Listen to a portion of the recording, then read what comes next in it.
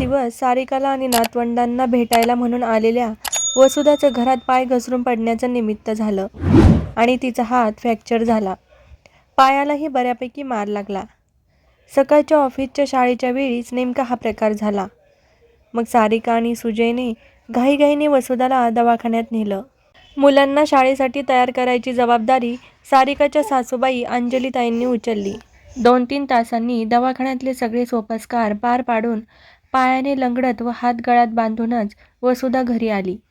मग काय, हालचालींवर बंधन आल्याने वसुधा आणि सुधीरचं परत निघायचं लांबलं. 4 दिवसांकरता आलेले दोघं 1.5 महिना होत आला तरी सारिकाकडेच अडकले. वसुधाला लागल्याचं कळल्यावर प्रकाश आणि आरती लगेचच भेटायला आले. आई, तुझ्या पायाची सूज उतरली, तुला थोडं बरं वाटलं की लगेच न्यायला येतो, प्रकाश म्हणाला. पण सारिकाने त्याला आई पूर्ण बरी झाल्याशिवाय आम्ही तिला पाठवणारच नाही असं सांगितलं. आरतीनेही आईंना घरीच येऊ दे, कितीही म्हटलं तरी त्यांना तुझ्याकडे अवघडल्यासारखं होईल, तुझीही खूप ओढाताण होईल असं सारिकाला समजावून पाहिलं.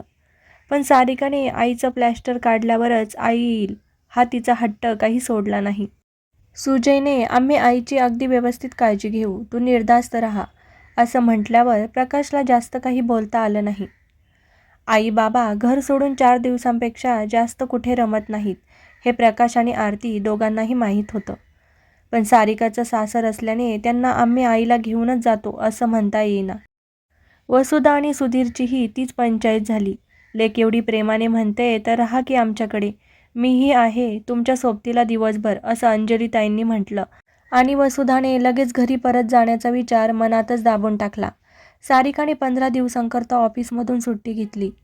सारिका, सुजय, त्यांची 8 व 6 वर्षांची 2 मुलं, अंजलीताई असा परिवार, आता त्यात वसुधा आणि सुधीर ॲड झाले. सारिकाने पहाटेपासूनचं तिचं व्यवस्थित रुटीन बसवून घेतलं. अंजलीताईंनीही तिला समजून घेऊन साथ दिली आणि वसुधाचं खाणंपिणं, औषधपाणी, आंघोळ, मसाज, डॉक्टरकडचा फॉलोअप सगळं व्यवस्थित मॅनेज होऊ लागलं. आता हे आजी आजोबाही घरी असल्याने दोन्ही नातवंडं खूप खुश होती. सुजय आणि अंजलीताईंनीही वसुधा सुधीरला खूप छान रीतीने आपल्यात सामावून घेतलं होतं. पण तरी दोघांना अवघडल्यासारखं वाटतच होतं. जावयाच्या घरी किती दिवस राहायचं आणि त्यांच्याकडून किती करून घ्यायचं, त्याच वसुधाला औषधाच्या डोसमुळं व्यवस्थित झोप लागत होती व सुधीरला जागा बदलली की झोप लागायची नाही. आधीच रोजचं रुटीन बदललं होतं, त्यात झोपही पूर्ण होत नव्हती. त्यामुळे आपली तब्येत बिघडून सारिकावर अजून ताण पडू नये या विचाराने सुधीर तिकडे बँकेची महत्त्वाची कामं आहेत ती करून मी थोड्या दिवसात परत येईल म्हणून घरी परत गेला. वसुधा पडल्याचं कळाल्यावर तिला तिच्या मैत्रिणींचे चौकशीसाठी फोन येत होते. त्यांच्याशी बोलताना वसुधाचं सारखं मी पडल्यामुळे इथेच अडकली आहे, उगीच सारिका आणि तिच्या घरच्यांना माझं करावं लागतंय वगैरे वगैरे बोलणं सारिकाला अस्वस्थ करत होतं. मी इतकं मनापासून आईचं करते, शिवाय कधीही तिला त्याची जाणीव करू देत नाही, पण तरी आईला मात्र मी इथे अडकली आहे असं वाटतंय.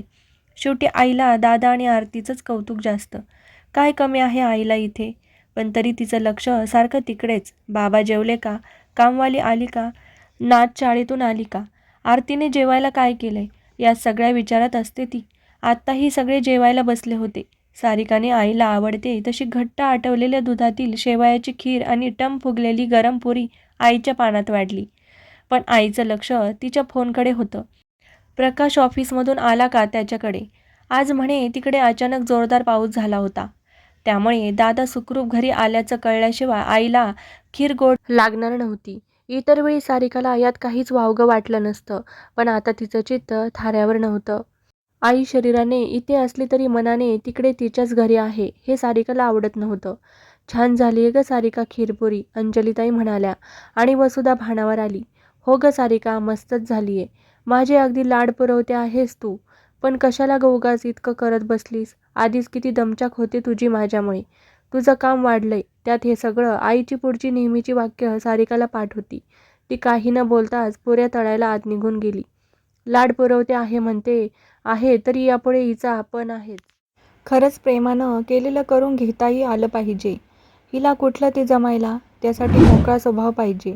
नाहीतर माझ्या सासूबाई बघ, त्यांच्या लेकीकडे जातात तेव्हा तिथल्याच होऊन जातात. उगीच सारख्या इथे काय चाललंय त्यांच्या चौकशा करत बसत नाहीत. सारिकाचं मन वाऱ्याच्या वेगाने धावत होतं. पण हा विचार मनात आला आणि सारिका दचकली. खरं तर आपलं लग्न नवीन नवीन असताना आईही त्यांच्या लेकीकडे फार जायच्या नाहीत. तिच्याकडे राहिला तर त्यांना नकोच असायचं. पण आपणच घरात जरा म्हणून मोकळीक नाही. सासूबाईंना एकटं ठेवून कुठे ट्रिपलाही जाता येत नाही. आपल्याला आपला असा वेळच मिळत नाही, अशी सतत सुजयकडे कटकट करायचो. ती जाणवल्यामुळेच की काय आई अधूनमधून ताईंकडे जायला लागल्या. तरी तिथे गेल्यावर त्यांचंही लक्ष इथेच असायचं. फोन करून सगळे विचारत राहायच्या, जसं आत्ता आई करते. पण त्यांची ती स्वतःची घराबद्दलची ओढ समजून न घेता आपण त्या तिथूनही आपल्याला कंट्रोल करायला बघतायत असा अर्थ काढला.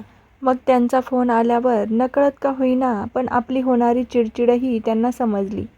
त्यानंतर हळूहळू त्यांनी सारखे फोन करणंही बंद केलं. त्या अजिबात फोन करत नाहीत म्हटल्यावर आपणही त्या तिकडेच रमल्या आणि नातवंडांनाही विसरल्या असा अर्थ काढू लागलो. खरंच किती वाईट आहे माझं मन. आईबद्दलची नाराजी बाजूला पडली आणि सारिकाला स्वतःच्याच विचारांची लाज वाटू लागली.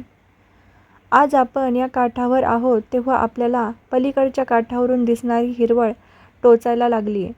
नाहीतर इतके दिवस आपल्या वागण्यामुळे आईची होणारी कुचंबना, त्यांनी त्याच्या स्वभावाला घातलेली मुरड हे सगळं कधी लक्षातही आलं नाही. त्यांनी सगळं शांतपणे स्वीकारलं आणि स्वतःला बदललं. कधी त्याबद्दल नाराजीचा सूरही काढला नाही की त्यांनी तो काढूनही माझ्या स्वकेंद्रित मनाला कधी ऐकूच आला नाही. खरंच एक स्त्री असूनही मी दुसऱ्या स्त्रीची घराबद्दलची ओढ समजून घेऊ शकले नाही. आधी आईची आणि आता स्वतःच्याच आईची. तिचं मन तिकडे आहे म्हणजे आपण कुठेतरी कमी पडतोय असा त्याचा अर्थ नाही. सारिकाचे डोळे वाहू लागले. मनातलं मळं बाहेर पडलं आणि सगळं चित्र स्वच्छ दिसू लागलं. त्यात आईचं अवघडलेपण समजू लागलं. उगीच आपण काहीतरीच विचार करत होतो. इथे काहीतरी कमी आहे म्हणून आईला घरी जायची घाई आहे. तर आपल्याला घरी परतण्याची ओढ वाटणे ही प्रत्येकाची मूलभूत प्रवृत्ती आहे, ज्याला मीही अपवाद नाही. मी आईशी खूप चुकीचं वागले या जाणीवेने तिचे डोळे परत भरून आले. इतक्यात आई पुरी म्हणून धाकट्या लेकाने बोलवलं आणि भराभर डोळे पुसत सारिका पुऱ्या घेऊन बाहेर आली. एक हात प्लास्टरमध्ये असलेली आई हळूहळू जेवत होती. मग सारिकाने आधी आरतीला व्हिडिओ कॉल लावला. प्रकाश नुकताच घरी आला होता. प्रकाशच्या मुलीने आजी आता ये ना गं लवकर, घरी या विकेंडला येशील असं विचारलं. त्यावर वसुधा काही बोलायच्या आधी सारिका हसून म्हणाली, बेटा आजी तुम्हा सगळ्यांना तिच्या घराला खूप मिस करते, येईल ती आता लवकरच. हे ऐकल्यावर आजी आणि नात दोघीही खुश झाल्या. आई बाबा यंदा दिवाळी इथेच करून जा असं म्हणणाऱ्या सारिकाने तिचा आता मात्र तो विचार बदलला आणि डॉक्टरांशी बोलून लगेचच्याच विकेंडला ती सुजयबरोबर जाऊन आईला घरी सोडून आली. घरी पोचल्यावर आईच्या आणि घरातल्या प्रत्येकाच्या चेहऱ्यावरचा आनंद पाहून सारिकाला खूप बरं वाटलं. आईला सुखरूप घरी सोडून एका वेगळ्या समाधानाने सारिका घरी परतली. एक छोटीशी पडझड सारिकामध्ये मोठा बदल घडून गेली. तर मित्रांनो, व्हिडिओ आवडला असेल तर नक्की लाईक करा आणि अशाच नवनवीन कथा पाहण्यासाठी आपल्या मराठी रिअल स्टोरीज चॅनलला सबस्क्राईब करायला विसरू नका. सोबत बेल आयकॉनवर क्लिक करून ऑल सेट करा, जेणेकरून येणाऱ्या नवीन व्हिडिओची नोटिफिकेशन तुमच्यापर्यंत पोहोचेल. धन्यवाद.